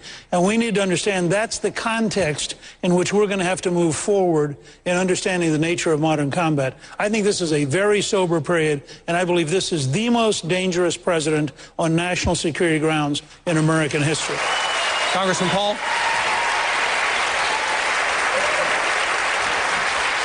The problem is the character of our wars. And I don't like to think of people in groups. Individuals have rights, not groups. So you don't have women's rights or men's rights. And we still have draft registration. What I fear is the draft coming back because we're getting way overly involved. And the draft, we keep registering our 18-year-olds. So when the draft comes, we're going to be registering young women. And because of this, they're going to be equal. Now, the wars we fight aren't defensive war. They're offensive war. We're involved in way too much. They're undeclared. They're not declared by the Congress. And so we're in wars that shouldn't be involved. So I don't want even the men to be over there. I don't want women being killed, but I don't want the men being killed in these wars. But because now we have accepted now for 10 years that we're allowed to start war, we call it preemptive war, preventive war. Well, that's an aggressive war. I believe in the Christian just war theory that you have to morally justify the war in defense. Now, if we're defending our country and we need to defend, believe me, men and women will be in combat and defending our country, and that's the way it should be. But when it's an offensive war going where we shouldn't be, that's quite a bit different. So it's the foreign policy that needs examined. Senator? I actually agree with the comments made by the two gentlemen to my left that there are different roles of women in combat. They are on the front line right now. Their combat zone is, as Newt said, everywhere, unfortunately, in that environment. My concern that I expressed, I didn't say it was wrong. I said I had concerns about certain roles with respect to particularly in infantry.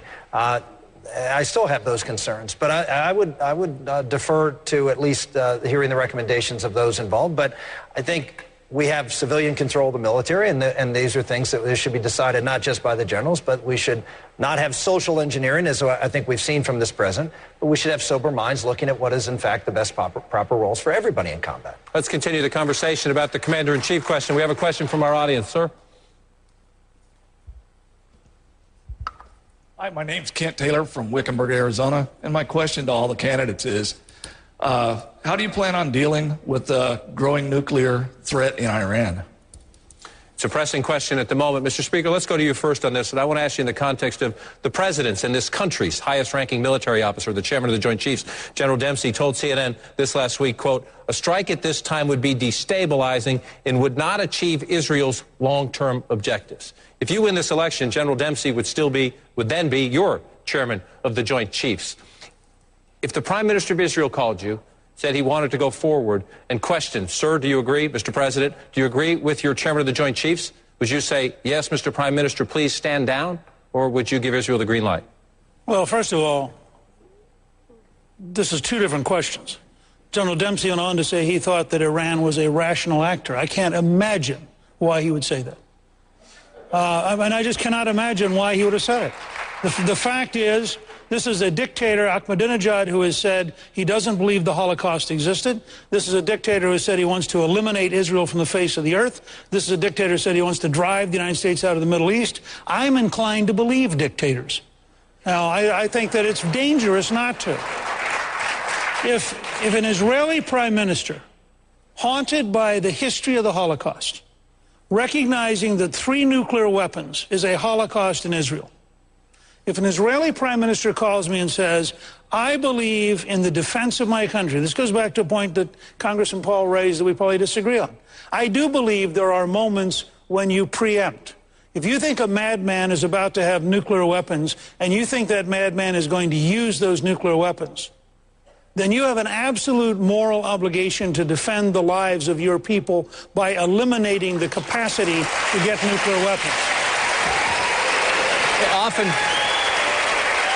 The American people often don't pay much attention to what's going on in the world until they have to. But this is an issue, this confrontation with Iran, that is partly responsible for what we have seen daily at the gas pump. Prices going up and going up and going up. So I want Governor Brown to come into the conversation. We'll continue it with everyone at the table. As we have this showdown, confrontation, call it what you will, with Iran, should our leadership, including the current President of the United States and the four gentlemen here with me tonight, be prepared to look the American people in the eye and say, and I want to hear everybody's plans. Over the long run, I think I can bring down the price of gasoline. Or I can't, if that's your plan. But at the moment, we need to have a conversation about how, as long as this continues, the prices are likely to keep going up. Look, the price of gasoline pales in comparison to the idea of Ahmadinejad with nuclear weapons. Ahmadinejad having fissile material that he can give to Hezbollah and Hamas, and that they can bring into Latin America and potentially bring across the border into the United States to let off dirty bombs here. I mean, or more sophisticated bombs here. We simply cannot allow Iran to have nuclear weaponry. And this president has a lot of failures. It's hard to think of economically his failures, his policies on a whole host of areas have been troubling.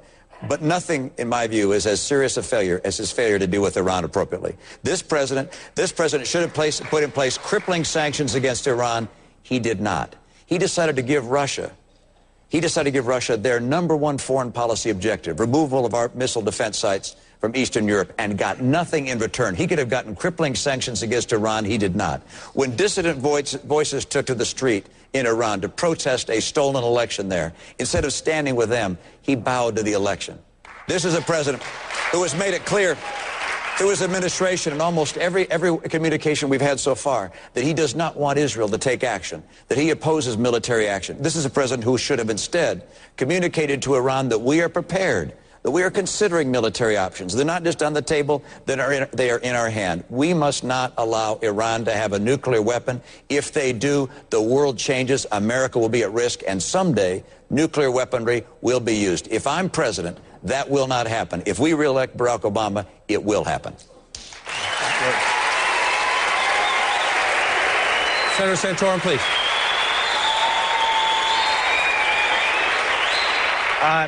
I agree with Governor Romney's comment. I think they're absolutely right on and well spoken. I would say that if you're looking for a president to be elected in this country that will send that very clear message to Iran as to the seriousness of the American public to stop them from getting a nuclear weapon, there'd be no better candidate than me, because I have been on the trail of Iran and trying to advocate for stopping them getting a nuclear weapon for about 8 years now. I was the author of a bill back in 2008 that talked about sanctions on a nuclear program that our intelligence community said didn't exist, and had the President of the United States, President Bush, oppose me for 2 years, and by the way, so did Joe Biden on the floor of the Senate, and Barack Obama. I always say, if you want to know what foreign policy position to take, find out what Joe Biden's position is and take the opposite opinion. And you'll be right 100% of the time. But they opposed me. He actively opposed me. We did pass that bill eventually at the end of 2006, and it was to fund the pro-democracy movement, $100 million a year. Here's what I said. We need to get these pro-American Iranians who are there, who want freedom, want democracy, and want somebody to help them and support them. Well, we put some money out there, and guess what? Barack Obama cut it when he became into office. And when the Green Revolution rose, the pro-democracy rose, we had nothing. We had no connection, no correlation, and we did absolutely nothing to help them. In the meantime, when the radicals in Egypt and the radicals in Libya, the Muslim Brotherhood, when they rise against either a feckless leader or a friend of ours in Egypt, the president is more than happy to help them out. When they're going up against a dangerous, theocratic regime that wants to wipe out the state of Israel, that wants to dominate the radical Islamic world and take on the great Satan, the United States, we do nothing. That is a president that must go, and you want a leader who will take them on, I'll do that. Congressman Paul, all three of your rivals here make a passionate case. All three of them make a passionate case that this is a vital U.S. national security interest. But you disagree. I disagree because we don't know if they have a weapon. Matter of fact, there's no evidence that they have it. There is no evidence.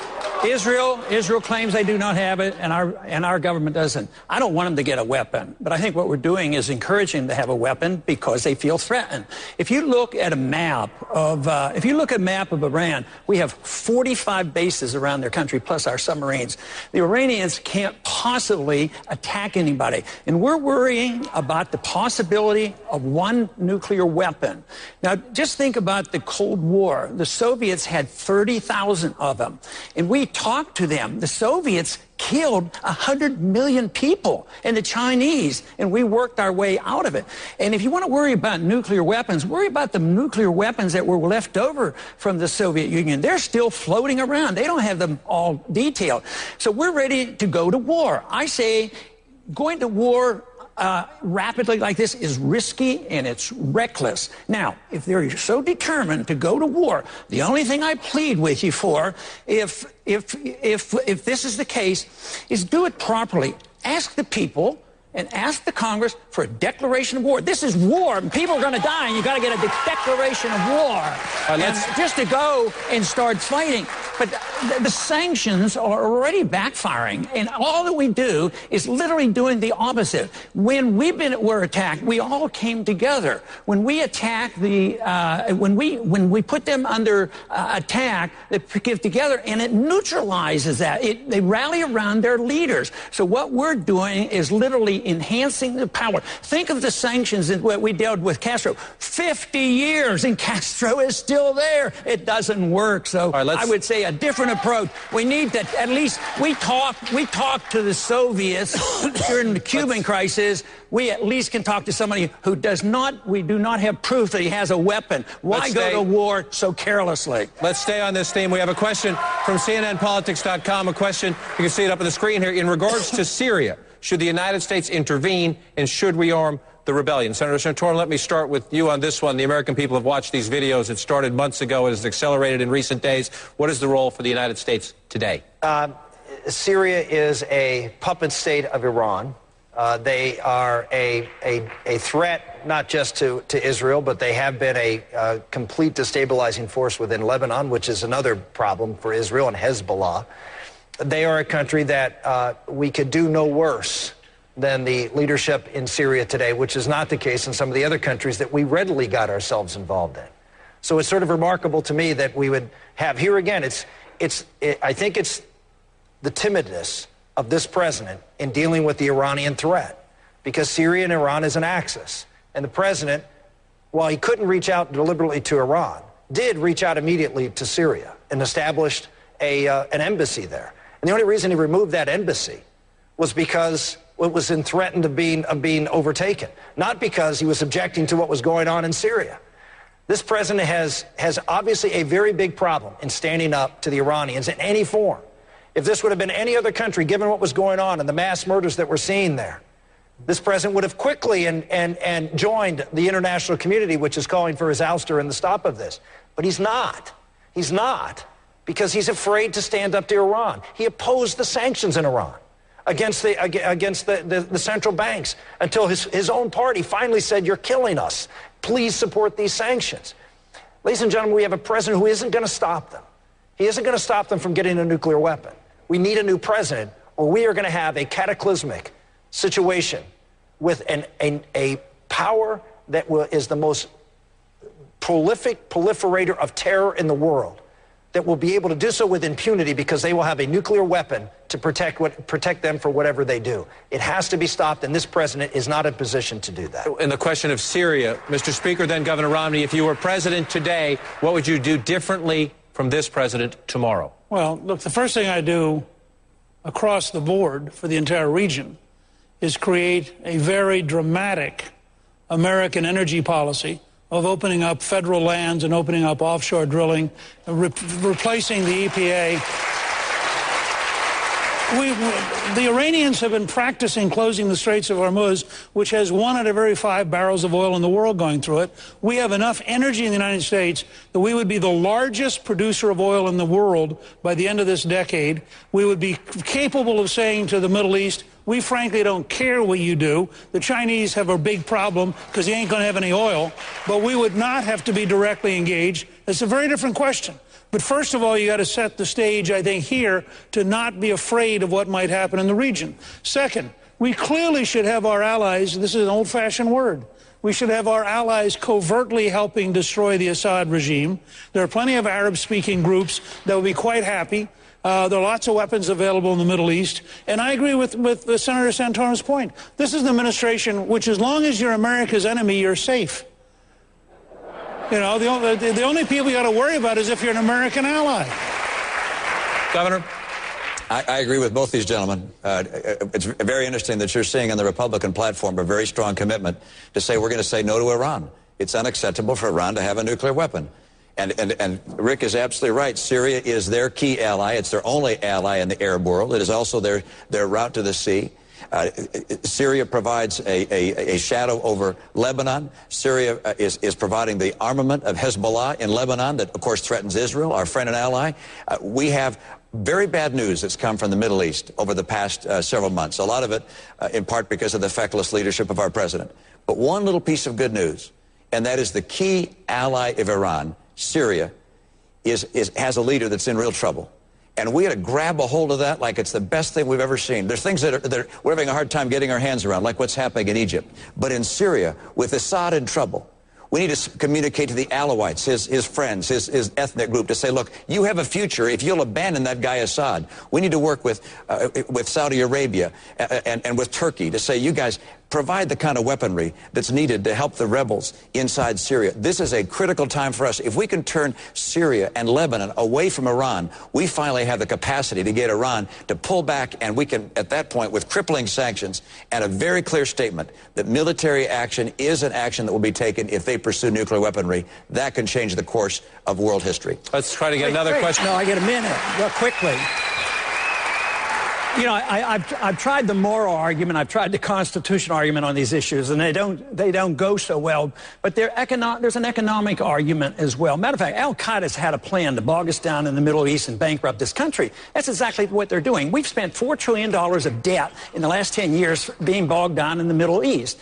The neoconservatives who now want us to be in Syria want us to go to Iran and have another war. And we don't have the money. We're already, today, gasoline hit $6 a gallon in Florida, and we don't have the money. So I don't believe I'm going to get the conversion on the moral and the constitutional arguments in the near future, but I'll tell you what, I'm going to win this argument for economic reasons. Just remember when the Soviets left. They left not because we had to fight them, they left because they bankrupted this country, and we better wake up, because that is what we're doing here. We're destroying our currency, and we have a financial crisis on our hands. Let's take another question from our audience, please. Identify yourself and ask your question. I'm Marcia Crossman from Scottsdale, Arizona. What is your stand on education reform and the No Child Left Behind Act? This came up a bit earlier in the debate. Some of you mentioned it in a general way. Senator Santorum, to you first specifically. What do you do about No Child Left Behind today if you're president? Well, you know what? I supported No Child Left Behind. I supported it. It was the principal priority of President Bush.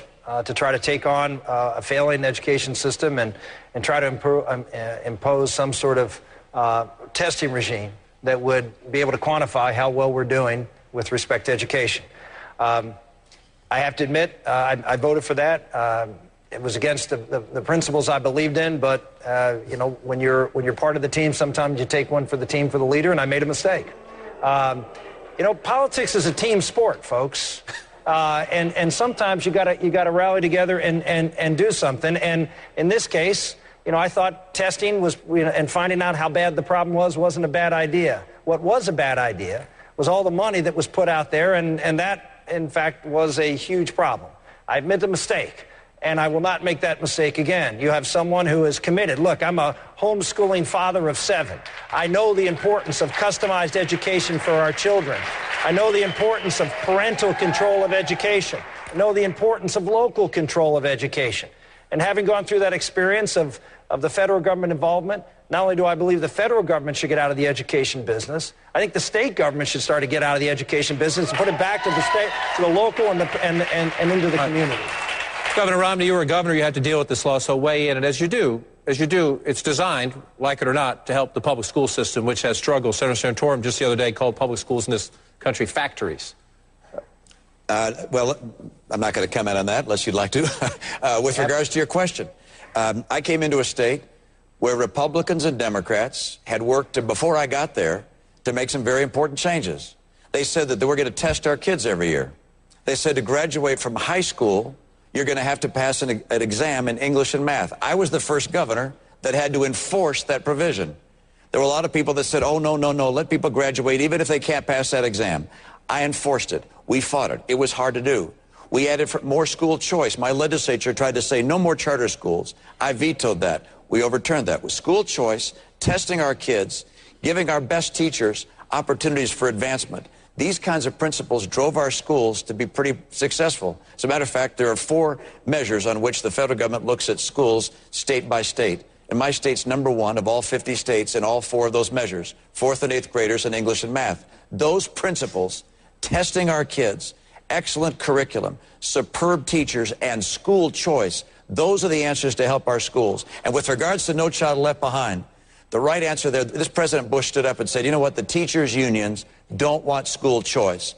I want school choice to see who's succeeding and failing. He was right to fight for that. There are things that should be changed in the law, but we have to stand up to the federal teachers' unions and put the kids first and the unions behind. Mr. Speaker, on that point, this is a conversation about what is the proper role of the federal government in the education issue. To the point the governor just raised about teachers' unions, you have complimented President Obama to a degree on that issue, saying he had some courage to stand up to the teachers' union. You went on tour with Al Sharpton and this president's education secretary in support of the multi-billion-dollar Race to the Top program that is essentially, I think they use stimulus money for it, but incentives to states, to schools that perform and that enact reforms. What we did is we went around, including Tucson in this state, and we talked about the importance of charter schools, which was the one area where I thought the president did, in fact, show some courage, being willing to go into Philadelphia or into Baltimore or in a variety of places and advocate. We were in Montgomery, Alabama, for example, and say charter schools are an important step in the right direction. There are 2 things wrong with the president's approach, and the reason I would, frankly, dramatically shrink the Federal Department of Education down to doing nothing but research, return all the power under the 10th Amendment back to the states. And I agree with Rick's point. I would urge the states then to return most of that power back to the local communities, and I'd urge the local communities to return most of the power back to the parents. I mean, I think the fact is we bought over the last 50 years 3 huge mistakes. We bought the mistake that the teachers' unions actually cared about the kids.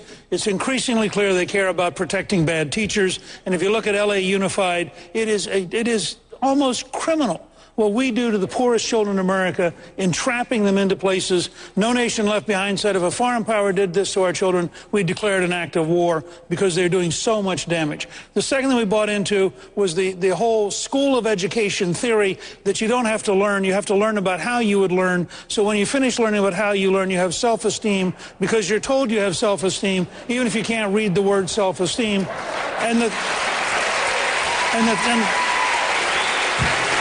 Alluded to, which is really important. We bought this notion that you could have Carnegie units and you could have state standards and you could have a curriculum everybody living. Every child is unique. Every teacher is unique. Teaching is a missionary vocation. When you bureaucratize it, you kill it. We need a fundamental rethinking from the ground up. Congressman Paul.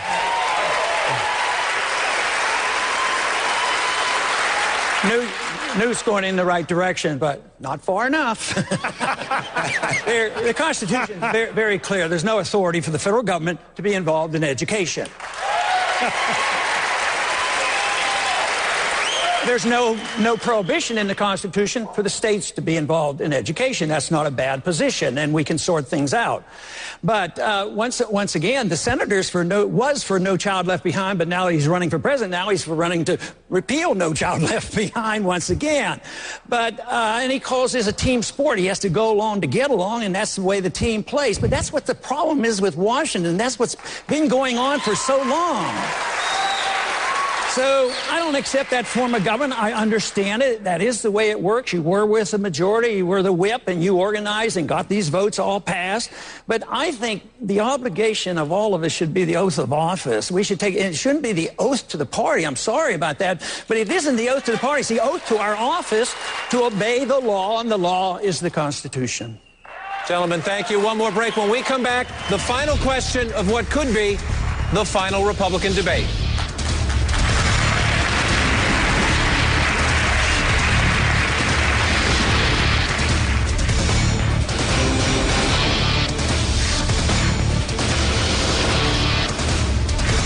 America's Choice 2012 is brought to you by Cadillac, the new standard of the world, and by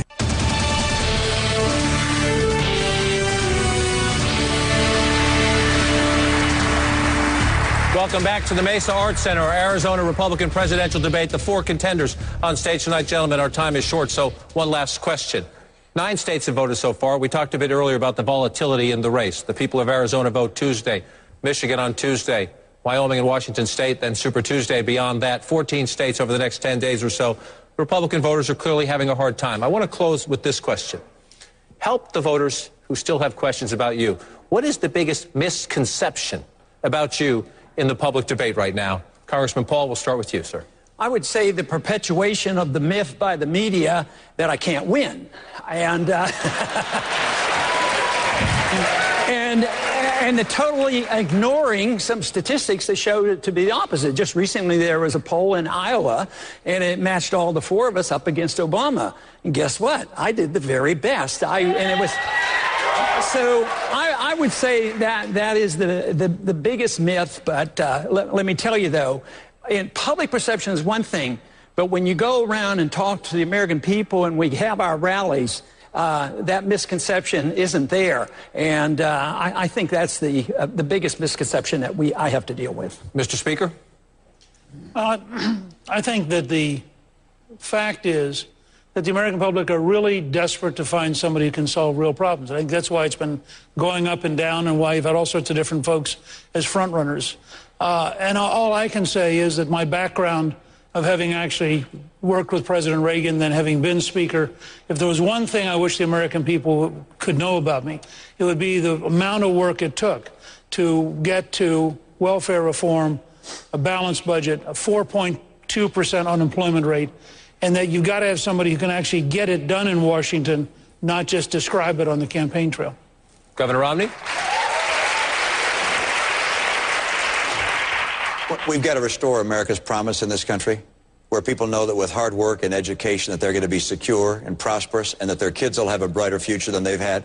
For that to happen, we're going to have dramatic fundamental change in Washington, D.C.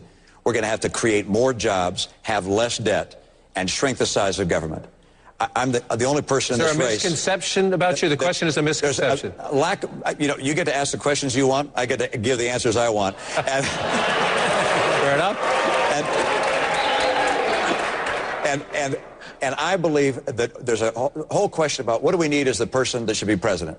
What's their position on this issue? Who can be the toughest going after Obama? But what we really need, in my opinion, is to say who can lead the country through the kind of fundamental change we have in front of us. And we have people here who all have different backgrounds. I spent 25 years in the private sector. I worked in business. I worked in helping turn around the Olympics. I worked in helping lead a state. I believe that kind of background and skill is what's essential to restore the American promise. If people think there's something else in my background that's more important, they don't want to vote for me, that's their right. But I believe I have the passion, the commitment, and the skill to turn America around, and I believe that's what's needed. Senator Santorum.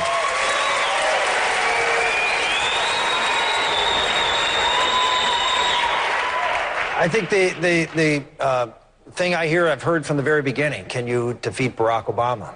And if you want to look at the people on the stage, we're going to be running against a president who's going to have the national media behind him. He's going to have more money, a lot more money, because he isn't having to spend a penny in the primary. So he's going to outspend whoever it is, and he's going to have that national media on its side. Maybe you'd want a candidate who's not going to be able to win an election by beating the tar out of his opponent, spending 4 and 5 to 1 in order to win an election in a state, but actually can run a campaign based on issues and ideas and a vision that's positive for America, be able to be outspent and yet cut through because you have a strong vision, you have principles and convictions that is going to convince the American public that you're on their side in making a big difference in our country and keeping us safe and prosperous.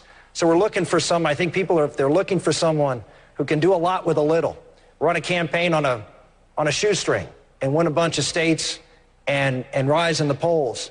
You're looking for someone who can take what's going on in Washington and look at what went on my campaign and see someone who can do a lot with a little. That's what we need in Washington, not just after the election, but we're going to need to have that before the election. And I'm the best person from a state which is a key swing state, from a region of the country which is going to decide this election, right across the Rust Belt of America. We've got the programs, we've got the plan, and we can win and defeat Barack Obama and govern this country conservatively. Gentlemen, I want to thank you. I want to thank all of our candidates tonight. We also want to thank our partner tonight, the Republican Party of Arizona. And we'd like to thank our hosts here at the Mesa Art Center, a beautiful venue here. Be sure to join us Tuesday night at 6 p.m. Eastern for our live coverage of the Arizona and the Michigan primaries. Our coverage of America's Choice 2012 continues right now.